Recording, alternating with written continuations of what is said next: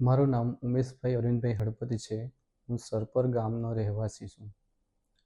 મારી વાઈફની આ second delivery છે અને બચ્ચું અધૂરા માસે જન્મ થયો હતો બચ્ચાનો.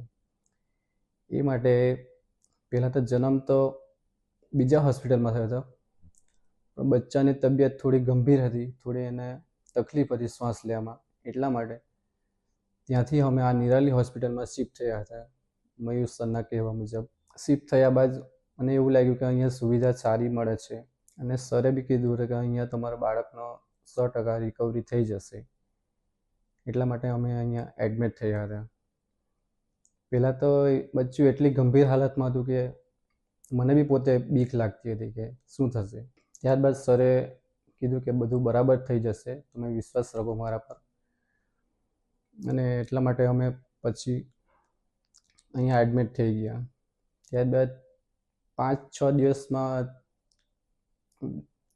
આવ્યા ત્યારે તો બચ્ચાની હાલત ખૂબ ગંભીર હતી ને વેન્ટી પર હતું, પણ 5 દિવસમાં વેન્ટીથી બહાર નીકળી ગયું. અને ત્યારબાદ આજે 15 દિવસ થયા છે ને રિકવરી 100% આવી ગઈ છે. ખૂબ સરસ મયુર સરનો ટ્રીટમેન્ટ છે. નર્સિંગ સ્ટાફને પણ એ રીતે સપોર્ટ કરે છે સારી રીતે.